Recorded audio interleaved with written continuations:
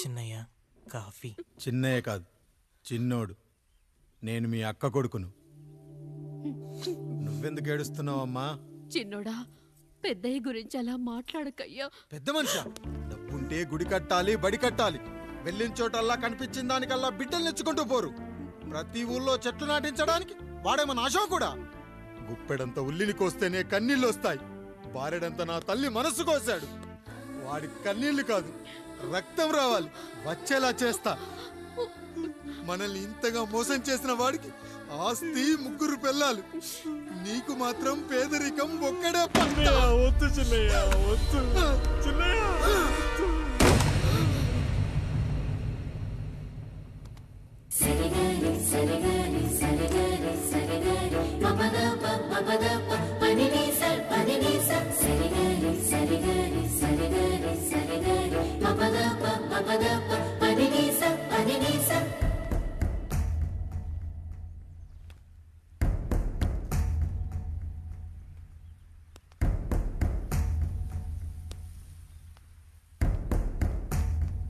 నాన్న,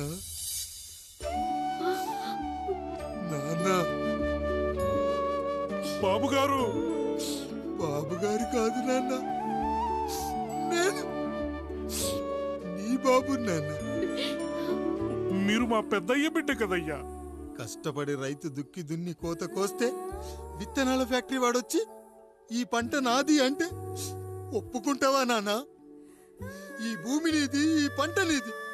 నేను నీ బిడ్డను నాన్న, నీ బిడ్డను. కానీ ఆ రూపం, ఈ ముఖం ఒక్కటే వాడిది నాన్న. కింద బాడీ చూడు, ఇద్దరు ఒకేలా లేవు. నేను నీ బిడ్డను నాన్న. బాబు, నాన్న, బాబు, నాన్న, ఒక్కసారి నన్ను ఎత్తుకో నాన్న.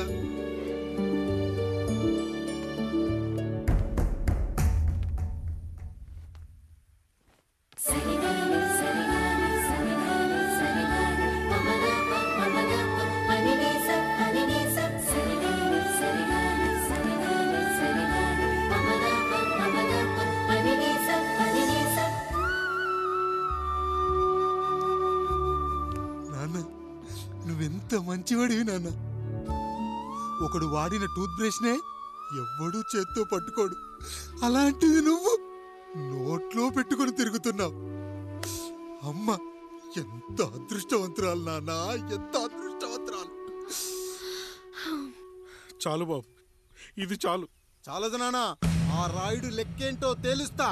మన కుటుంబాన్ని ఇంత క్షోభ పెట్టిన ఆ రాయుడిని వదలనానా, వదలా. వాడంతేదో చూస్తా.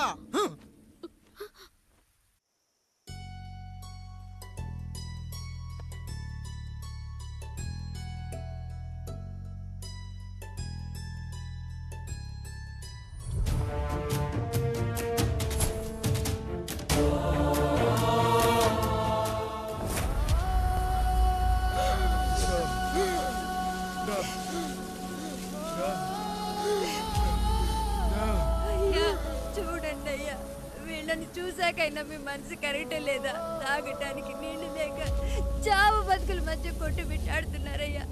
పచ్చగా ఉండే ఈ ప్రాంతానికి ఏం దిష్టి తగిలిందో ఏమో. భూమిలోనే కాదు, మా కళ్ళల్లో కూడా నీరు ఇంకిపోయేలా చేశాడా దేవుడు. ఈ కంట మీ చేతుల్లోనే ఉందయ్యా. చూడమ్మా, వర్షాలు లేక కరువుతో రాష్ట్రం కష్టాన్ని కూడా అరువు తెచ్చుకుని బతుకుతుంది. నా కాళ్ళ మీద పడితే ఏమీ రాదు, పైనుండి వర్షం పడాలి. అయ్యా మినిస్టర్ గారు, మీరైనా ఏదో ఒకటి చెయ్యండి అయ్యా. నేనేం చేయనమ్మా, ఇక దేవుడే మిమ్మల్ని కాపాడాలి. ఎవడొస్తాడే మిమ్మల్ని కాపాడడానికి?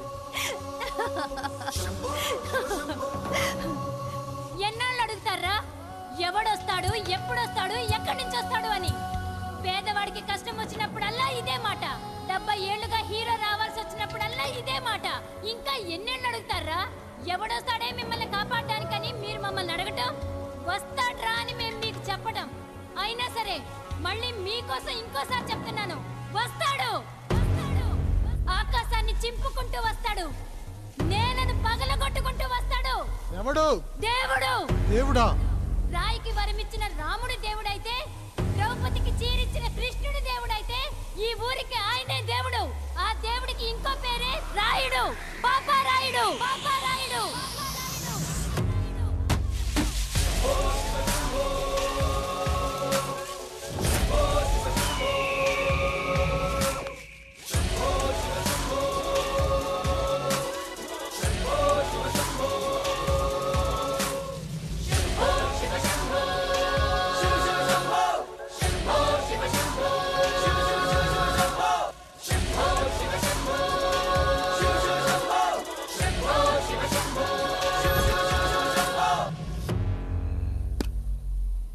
ఏంటి సమస్య?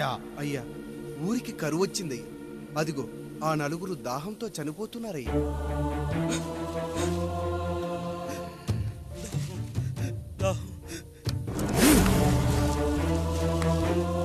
పాపారాయుడు తీర్పు ప్రకటిస్తున్నాడు.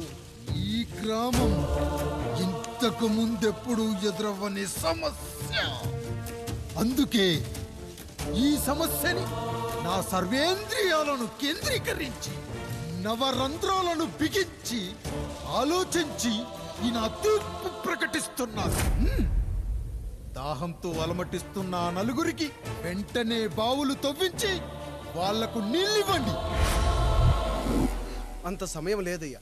మరో 5 నిమిషాల్లో వారి చేత నీళ్లు తాగించిపోతే చచ్చిపోతారయ్యా. పూజారి, మరేంటిప్పుడు దీనికి పరిష్కారం? నృత్యం. సంగీతానికి శిలలు, నృత్యానికి మేఘాలు కరుగుతాయని శాస్త్రం చెబుతుంది. ఆ నాట్యానికి ఆకాశం కరిగి వెంటనే వర్షం పడాలి. అందుకు ఆ నటరాజైన శివుడే మార్గం చూపించాలి.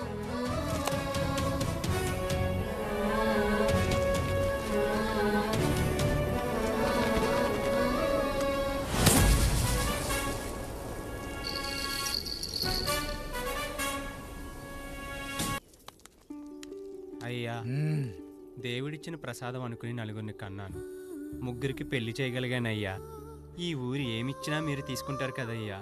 ఇది మిగిలిపోయింది. తమరే ఏదో ఒకటి చెయ్యండి అయ్యా.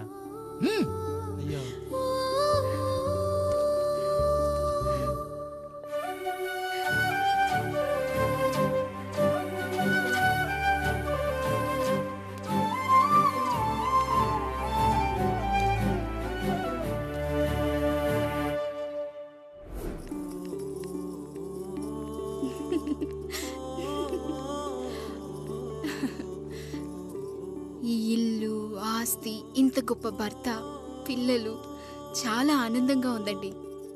కానీ నాకు ఒకటే లోటు. మన తర్వాత మన పిల్లల్ని చూసుకోవడానికి వీళ్ళకొక అన్నయ్య కావాలండి. అచ్చం మీ పోలికలతో వీళ్ళకొక అన్నయ్యని కందామండి. నువ్వు అడిగితే కాదనగలనా?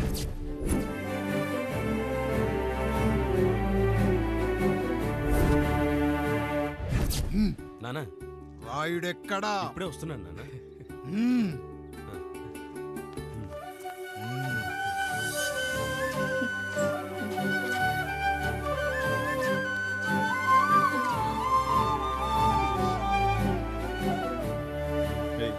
చూడరా, మీ అన్న మీద పగ తీర్చుకోవడానికి నీకు ఇదే సరైన సమయం. పర్లేదంటావా? ఏం పర్వాలేదు. అయ్యా, ఎరా రంగా, ఏం కావాలో అడగరా. నీకంటూ ఏమి ఇవ్వలేదు, నువ్వు ఏమి అడగలేదు. చెప్పరా. మా అన్నకు నాకు పడట్లేదయ్యా. తోడ పుట్టినవాడని చాలా సహించాను. అడ్డమైన దానాలు చేసి ఆస్తి మొత్తం పోగొట్టాడు. ఇప్పుడేం కావాలరా? కొద్దిగా ఈ కత్తి తీసుకొని వాడిని చంపి పెట్టండి అయ్యా.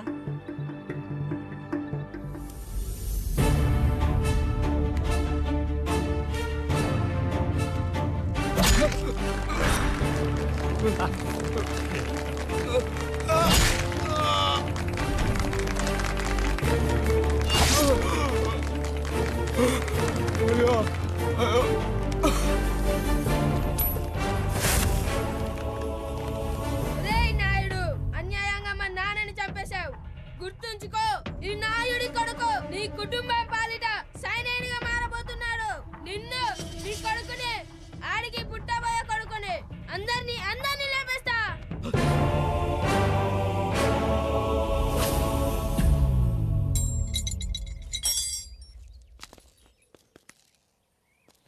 ఏం జరిగింది?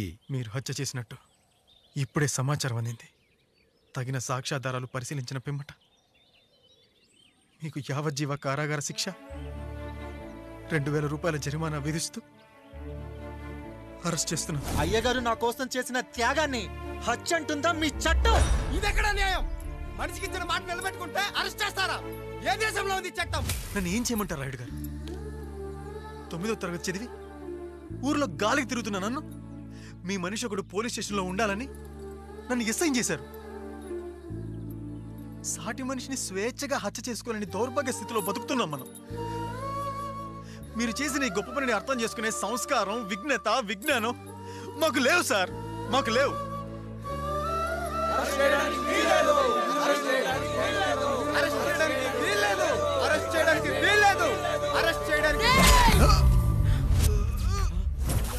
అయ్యా రాయుడు గారు, అయ్యా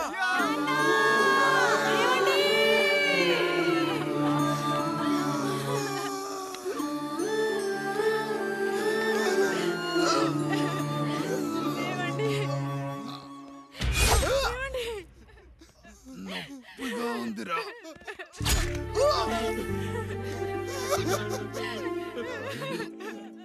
సుధా, నేను లేకుండా ఎలా ఉండగా? పర్వాలేదండి, బిడ్డలతో నేను ఉండిపోతాను. అయ్యో, ఈ పాడు సమాజం నిన్ను మనశ్శాంతిగా బతకనివ్వదు. ఇంతమంది పిల్లల్ని చూసుకుంటూ భర్త లేకుండా ఎలా బతకగలం?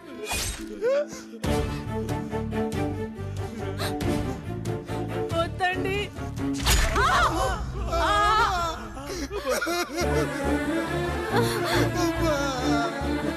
రాయుడు, బిడ్డలు జాగ్రత్త. ఈ రోజు నుంచి వీళ్ళంతా నీ తమ్ముళ్ళు చెల్లెళ్ళు కాదు, నీ బిడ్డలు.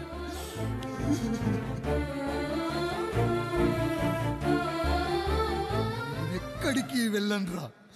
నీ కష్టం వస్తే ఒక్కసారి నాన్న అని పిలవరా. ఆ సమాధిలోంచి అయినా లేచొస్తా.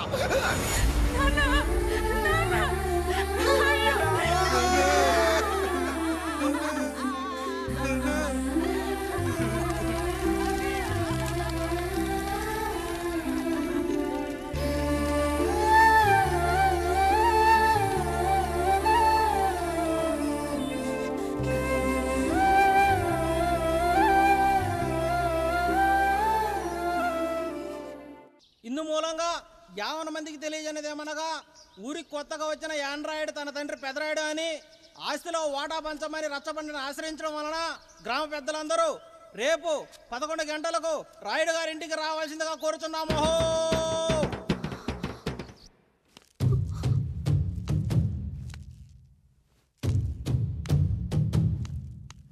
ఎందుకొచ్చారు? తన తాత పాపారాయుడు గారు ఆస్తి తనకు కూడా కావాలంటూ పంచాయతీలో ఫిర్యాదు చేశాడయ్యా.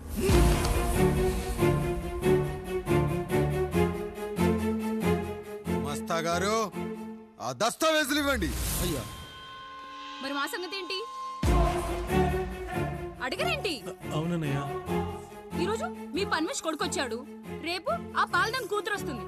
ఇలా వచ్చినోళ్ళంతా మీ సంతానమే అని తెలిసాక అదిగో ఆ కాముడు చెప్పినట్టు మా ఆయన వాటా కిందో బాత్రూము, నాకో సబ్బు బిల్ల, నా పుట్టబోయే బిడ్డకు ఒక బొట్టు బిల్ల, ఇదే మిగులుతుంది. అయినా ఊరి జనాభా కన్నా అన్నయ్య పిల్లల సంఖ్య ఎక్కువైపోతుంది. వాళ్ళందరూ ఇంటి మీదకి వచ్చే లోపు మా ఆస్తి మాకు ఇచ్చేస్తే మా బతుకులు మేము బతికేస్తాంగా. అవునన్నయ్య, మా ఆస్తి మాకు కావాలంతే. ఎవరిని పట్టుకుని ఏం మాట్లాడుతున్నారయ్యా? గా ఉన్నప్పటి నుంచి ఆయన మిమ్మల్ని సాగుతూ ఉన్నారు. ఈరోజు పెరిగి పండయ్యాక మా దారి మేము చూసుకుంటా అనడం న్యాయం కాదయ్యా, న్యాయం కాదు. ఏ ఆయన నీకో కొడుకునిచ్చాడా? వాడి పేరేంటి? ఐఫోనా? ఎరా, ఆస్తి కావాలా? 4 బ్రష్లతో తోముకుంటే ఎక్కడ విడిపోతామో అని నా బ్రష్, టూత్ పేస్ట్ నీకు త్యాగం చేసినప్పుడు అప్పుడు అడగాల్సిందిరా, అన్నయ్య ఆస్తి కావాలి అని. ఎరా, నేను వాడిపారేసిన లంగోటాలు మార్చి మార్చి చొక్కాలు చేతిగుడ్డలుగా వాడారే, అప్పుడు అడగాల్సిందిరా, అన్నయ్య ఆస్తి పంచు అని. నువ్వు 6 నెలల పసిగందుగా ఉన్నప్పుడు పాల కోసం ఏడుస్తుంటే నిన్ను తీసుకెళ్లి పసుల దొడ్లో కట్టేశానే, అప్పుడు అడగాల్సిందిరా, అన్నయ్య నాకు ఆస్తి కావాలి అని.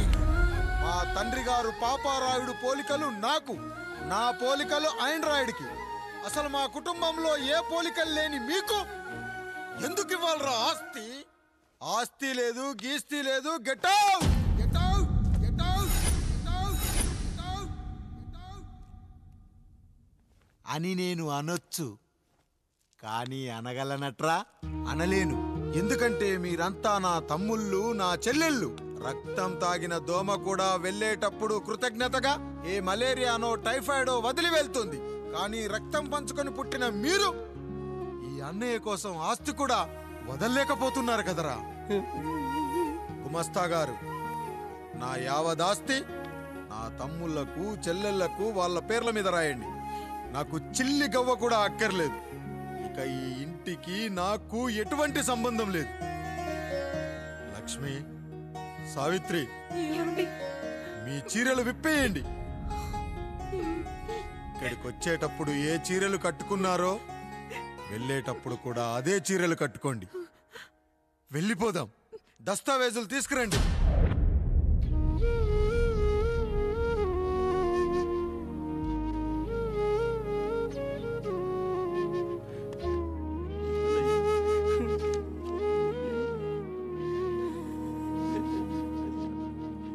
ఇక ఈ ఇంట్లో నా పేరు వినపడితే నా తమ్ముళ్ళు, చెల్లెళ్ళు బాధపడతారయ్యా.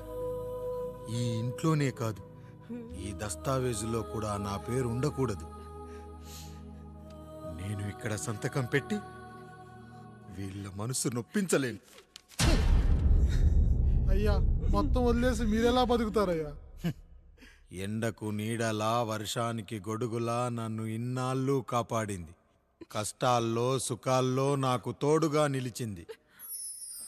నా నిజమైన ఆస్తిని, కుటుంబ గౌరవాన్ని కాపాడింది. ఇదేరా నా ఆస్తి, అంతస్తు. ఇదే మా నాన్నగారిచ్చిన లంగోట. బంగారం లాంటి తమ్ముళ్ళే లేనప్పుడు నాకు మాత్రం ఈ బట్టలెందుకురా?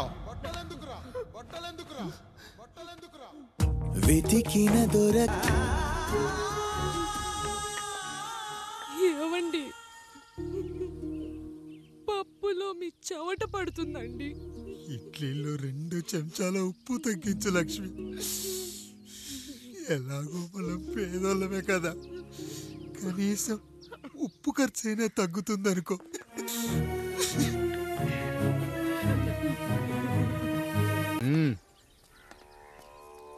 నమస్కారం అయ్యా. అయ్యా, మన ఈరిగాడికి సంవత్సరం క్రితం పెళ్ళయిందయ్యా. మొన్నటిదాకా తాడు బంగారంలో ఉన్న వాళ్ళ జీవితం ఇప్పుడు తాడు ఫ్యాన్లో మారిందయ్యా. తన భర్తకి తల్లిదండ్రులు ఎక్కువయ్యారయ్యా. కట్టుకున్న భార్యకి చీర కొనడం కంటే అమ్మా నాన్నలకు మాత్రం మందులు కొనటమే తన సంతోషం. పొద్దున లేచిన దగ్గర నుంచి తల్లిదండ్రుల పనులు, పెళ్ళ ముద్దు ముచ్చట తీర్చట్లేదని తల్లిదండ్రులను వృద్ధాశ్రమంలో చేరిస్తే తను తన భర్త సంతోషంగా ఉంటామని వీరిగాడి భార్య సావిత్రి రచ్చబండి ఫిర్యాదు చేసిందయ్యా. చూడమ్మా, ప్రతి స్త్రీ జీవితం 3 ఆకులతో ముడిపడి ఉంటుంది. పెళ్లిల్లో మావిడాకులు, శోభనం గదిలో తమలపాకులు, ఆ తర్వాత భర్తతో విడాకులు. మావిడాకులు గుమ్మానికి కట్టొచ్చు, తమలపాకులతో కిల్లీలు కట్టొచ్చు, కానీ విడాకులతో కాపురాలను కట్టలేమమ్మా, కట్టలేం. నన్నేం చేయమంటారు? నాకంటూ కోరికలుండవా? భర్తతో సరదాగా ఒక్కదాన్నే గొడవ పడాలని, ఆయన కష్టపడి అలిసొస్తే పక్కింటి వాళ్ళ కబుర్లన్నీ చెప్పాలని, వచ్చిన జీతం మొత్తం చేతికిచ్చాక నేనే 10ో 12కో చేతిలో పెడితే ఆయన కళ్ళల్లో ఆనందం చూడాలని నాకనిపించదా? ఎంతసేపు అమ్మా నాన్న అంటూ వాళ్ళ కొంగు పట్టుకుని తిరగడమే తప్ప నా పైట పట్టుకుని తిరిగిందే లేదు. నాకు విడాకులొద్దు, నా భర్త నాకు కావాలి. ఎరా, నీ భార్య చెప్పింది విన్నావుగా, ఏమంటావు? అయ్యా, మీరు నా వైపు కూడా ఆలోచించండి అయ్యా. 9 నెలలు నా తల్లి కష్టపడి కన్నీ పెంచితే 20 ఏళ్ళు నా తండ్రి నన్ను పోషించాడు. నిన్నగాక మొన్న వచ్చింది. ఇది మమ్మల్ని విడదీయాలంటే ఎలాగయ్యా? నాకు నా పిల్లం కంటే నా తల్లిదండ్రులు ఎక్కువయ్యా. మరి పెళ్ళెందుకు చేసుకున్నావురా? అక్కుల్లో పనికెళ్తుంటే అక్కడ మెస్ భోజనం పడట్లేదయ్యా. ఇల్లామంటే పని మనిషి అనుకుంటున్నావారా? అసలేమనుకుంటున్నావురా? ఆడదంటే నీకంటే చిన్నదవుతే చెల్లవుతుంది, పెద్దదైతే అక్క అవుతుంది, పెళ్లి చేసుకుంటే భార్య అవుతుంది, ఆ తరువాత తల్లి అవుతుంది. మగాడేముందిరా, ఆఫ్టర్ ఆల్ తండ్రి అవ్వగలడు. మగాడు పురుషుడు అని పలకాలంటే పెద్ద కష్టమేమీ లేదు. కానీ స్త్రీ అని పలకాలంటే నోట్లో కండరాలు, నాలుక, అష్టవంకరలు తిరిగి కష్టపడాలరా. స్త్రీ జీవితం కూడా అంతే. మన దేశంలో స్త్రీని గౌరవించడం తరతరాలుగా వస్తున్న సాంప్రదాయం. ఆ సాంప్రదాయం ఎంత గొప్పదంటే జంతువుల్ని కూడా పిల్లి పిల్ల, కుక్క పిల్ల, పంది పిల్ల అంటాం గాని కుక్క పిల్లోడు, పిల్లి పిల్లోడు, పంది పిల్లోడు అని అనమరా. అంత గొప్పదిరా మన సాంప్రదాయం. మీరు ఎన్నైనా చెప్పండి, దాన్ని ఏలుకోవటం నా వల్ల కాదయ్యా. రేయ్, కడుపులో బిడ్డ ఆడపిల్ల అని తెలిసి ఉంచాలా ఊడ్చాలా అని ఆలోచిస్తుంటే పుడతామో చస్తామో తెలియని పరిస్థితుల్లో ఎలాగోలా పుట్టేసి పెరిగేసి ఎదిగేస్తున్న టైంలో తను పుట్టింది తన కోసం కాదు, ఎక్కడో పుట్టిన ఏదో కోసం అన్న విషయం తెలిసాక అమ్మ నాన్న కలిసి 1 కిలో లడ్డూలు, 1 కిలో చెగోడీలు పెట్టి దున్నపోతు లాంటి ఓ పెళ్లి కొడుకును తీసుకొచ్చి తల దించుకుని పెళ్లిలో కళ్ళు దించుకుని శోభన గదిలో పడుకుంటే గుండెల మీద తాలి బరువు, శరీరం మీద వాడి బరువు మోసి మోసి వాడు వేసిన విత్తనాన్ని 9 నెలలు మోసి మోసి ఓ పండంటు బిడ్డకు జన్మనిచ్చి ప్రతిరోజు కోడి కంటే ముందే నిద్రలేచి నుదిటిన బొట్టు పెట్టి, వాకిట్లో ముగ్గు పెట్టి, స్టవ్ మీద గిన్నె పెట్టి, అందులో పాలు మరగబెట్టి, కాఫీ పొడి టీ పొడి కలిపి పెట్టి, పిల్లల నోటికి తిండి పెట్టి, వాళ్ళను బడికి ఎల్లగొట్టి, నిన్ను ఆఫీస్ కు తరిమి కొట్టి, ఒక చేత రిమోట్ మరో చేత కత్తిపీట పట్టుకొని ఛానల్స్ మార్చి మార్చి కూరగాయలు తరిగి తరిగి 11 గంటలకు మా ఊరి వంట, 12 గంటలకు స్టార్ మహిళ చూస్తూ వీటి మధ్యలో వంట చేస్తూ కూరెక్కడ మాడిపోతుందో అన్న టెన్షన్ లో బ్రేక్ మధ్యలో అత్తగారికి అన్నం పెట్టి ఉద్దమందారం, ఆడదే ఆధారం, మనసు మమత, గోకులంలో సీత, స్వాతి చినుకులు అంటూ పగలు రాత్రి తేడా లేకుండా సీరియల్లో సమస్యల్ని తన సమస్యలుగా భావించి బరువెక్కిన గుండెతో అలిసొచ్చిన భర్తకు గుప్పెడంత మాడిపోయిన ఉప్మా పెట్టి అప్పుడు తిని పడుకుంటుందిరా. అదిరా ఆడదంటే. అలాంటి నీ భార్యను వదిలేస్తానంటావా? Bloody pole.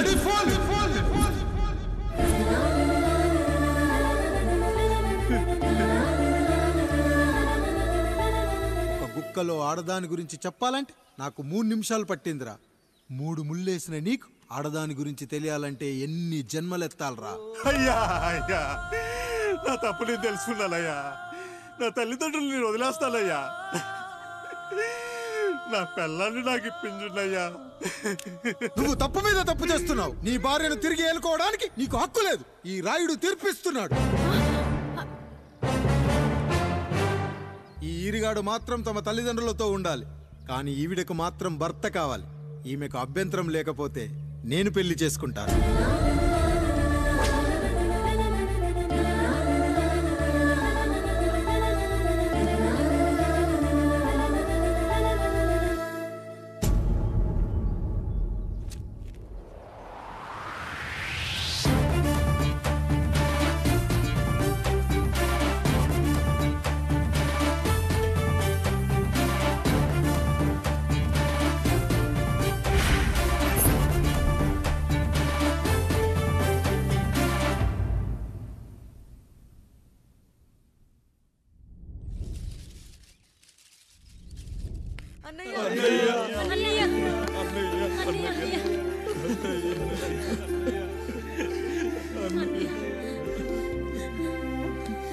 రాత్రి చాలా భయం వేసిందనయ్యా.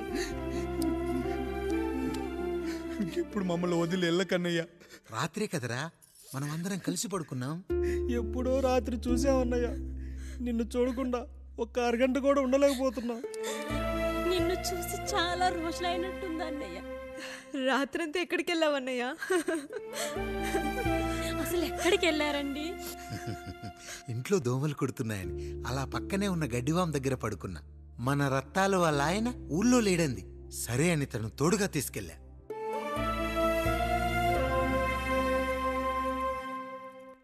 మీ సావుకటే మీ కుటుంబాన్ని నుంచి మిమ్మల్ని విడదీయాలయ్యా. అప్పటి వరకు మేము కళ్ళు తెరిస్తే మా కళ్ళ ముందు ఉండాలి, కళ్ళు మూస్తే మా కళ్ళలో ఉండాలయ్యా. నమస్కారం రాయుడు గారు.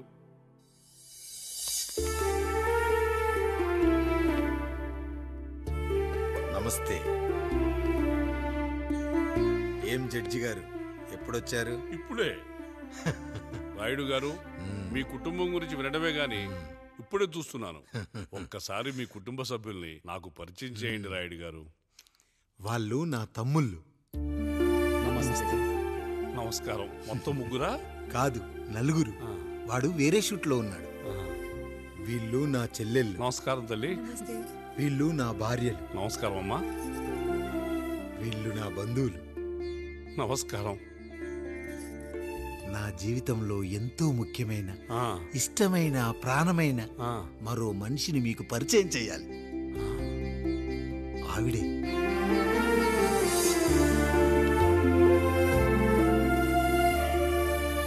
నమస్తే తల్లి. ఆవిడ మా పని మనిషి. తను వాళ్ళ అమ్మాయి, నాకు కూతురు లాంటిదే.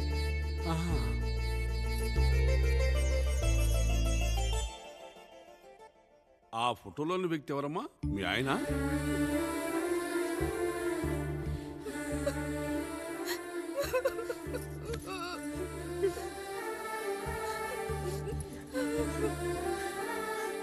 చనిపోయారా?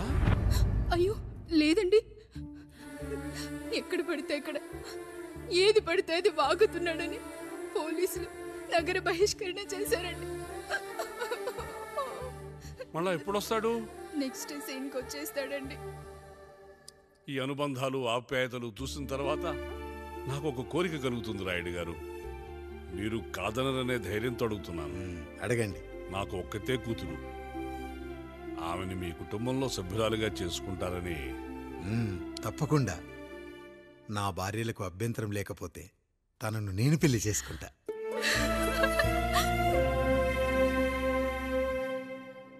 అయ్యో, మీరు పొరపాటుగా అర్థం చేసుకున్నారు. మీ పెద్ద తమ్ముడికి ఇచ్చి చేస్తారని.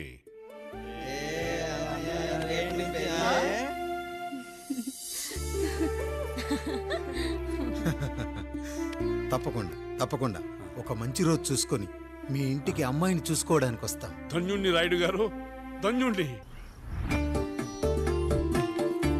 రండి రాయుడు గారు, మీలాంటి పెద్దలు మా ఇంటికి వచ్చి మా అమ్మాయిని మీ కోడలుగా చేసుకోవటం.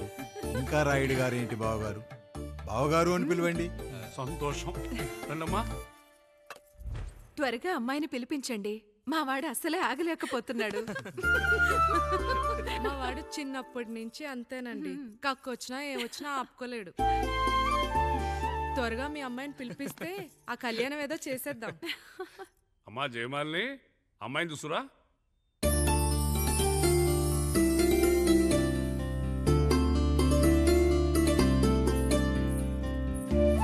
కూర్చోమ్మా.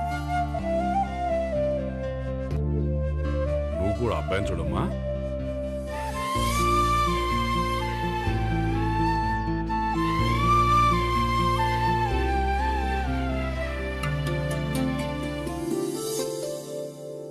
అమ్మాయిని చెప్పుకోవడం కాదు కానీ అసలు ఈ కాలపిల్ల కాదు బావగారు.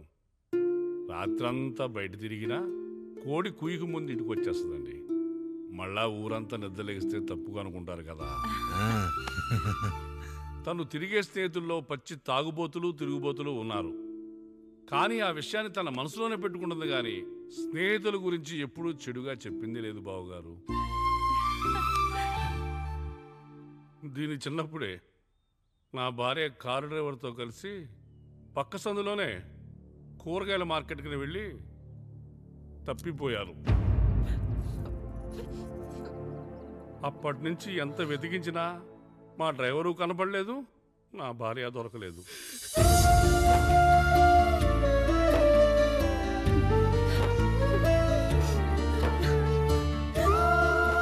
అమ్మ నాకు చాలా ప్రేమ పంచింది నాన్న, అది ఊరంతా పంచుతానంటుంది నా బిడ్డ. నేను కాదనలేదు. అలాంటి నా కూతురు ఇవాళ మీ కోడలవటం నిజంగా నా అదృష్టం బావగారు. ఈ రోజు నుంచి మీ అమ్మాయి మా ఇంటి బిడ్డ. అమ్మాయి నచ్చిందా బాబు? నచ్చిందా?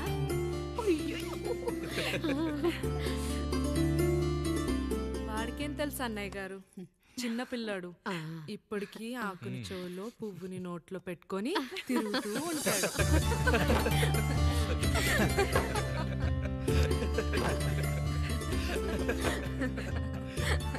ఇకంత శుభం అన్నమాట. ఇక తాంబూలవి మార్చుకుందాం. ఒక నిమిషం ఆగి, నేను చెప్పేది ఒకసారి నా మాట నేను ఒక్క క్షణం కూడా ఉండను. ప్లీజ్. అమ్మా శారదా, పెద్దవాళ్ళు వచ్చారమ్మా, మనల్ని చూస్తున్నారు. అమ్మాయికి పెళ్లి చూపులమ్మా. ఈ టైంలో నువ్వు ఇలా అలర్ట్ చేస్తే దాని జీవితం నాశనం అవుతుంది తల్లి. లోపలికి వెళ్ళు, తర్వాత మాట్లాడదాం.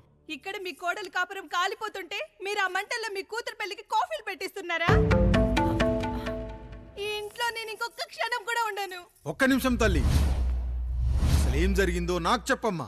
ఈయన మంచోడని 6 నెలల క్రితం నాకు పెళ్లి చేశారు. మొదట్లో బాగానే ఉన్నాడు. ఆ తర్వాత ఒక రోజు మందు కొట్టాడు. పోనీ తాగింది దిగాక మంచోడుగా ఉంటాడు అనుకుంటే ఈ మధ్య చెడు తిరుగుళ్ళు తిరుగుతున్నాడు. ఊరవతల చిన్నిళ్ళు కూడా పెట్టేశాడు. మీరే చెప్పండి రాయుడు గారు, ఈ ఇంట్లో నేను ఉండాలా, వెళ్ళిపోవాలా, ఈయన్ని వదిలేయాలా, అక్కర్లేదా? వదిలేయాలమ్మా. వదిలేయాల్సింది నీ భర్తను కాదు, అతనిలోని లోపాలు. ఆశ్చర్యపోతున్నావు కదూ? ఒక మగాడి బాధ సాటి మగాడిగా నేను చెప్తానమ్మా. ఆడదాని ప్రేమ వెలిగించిన అగరొత్తి లాంటిది. ఒకడు వెలిగించగానే కొన్ని గంటల్లో బూడిదైపోతుంది. కానీ మగాడి ప్రేమ దీపం లాంటిది. తాను కాలుతూ కూడా నలుగురిని వెలిగించుకుంటాడు. ఆ వెలుగులో ఆనందాన్ని వెతుక్కుంటాడు. చూడమ్మా శారద, నువ్వు కాకిలోని నలుపును చూస్తున్నావు, నేను దాని రెట్టలో తెలుపును చూస్తున్నాను. మొగడు మందు కొట్టొస్తే నిన్ను కొట్టలేదని సంతోషపడాలి గాని బాధపడకూడదమ్మా. ఇక చిన్నిల్లు సంగతి అంటావా? రుచిగా ఉందని లొట్టలేసుకుంటూ సగం తిన్న బిర్యానీలో కుక్క మూతి పెట్టిందని తెలిసాక దాన్ని పారేసుకుని ఆకలిని చంపుకోవడం కంటే నాకింది మనింటి కుక్కే కదా దాని మూతిపళ్ళు రాలగొట్టి ఇంట్లో కట్టేయాలి. నీ భర్త కూడా అలాంటి కుక్కలాంటి వాడేనమ్మా.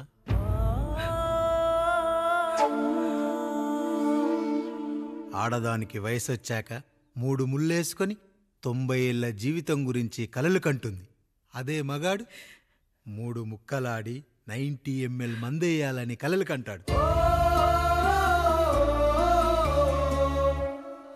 హౌస్లోనికి హౌస్ కీపింగ్కి తేడా తెలియని అమాయకపు జాతి అమ్మా మా మగజాతి. పండగ పూట తినే పాయసం రుచి గురించి మీకు తెలిసి ఉండొచ్చు. కానీ గరళం కంటే చేదుగా ఉన్న బ్రాందీని కక్కలేక మింగలేక తాగే ఆ బాధ ఒక్క మగాళ్లకు మాత్రమే తెలుస్తుంది. కష్టాల్లో ఓదార్చిన మందును సుఖాల్లో మర్చిపోకూడదని తాగడమే కాని మాకు మాత్రం తాగాలని ఆశుంటుందా తల్లి?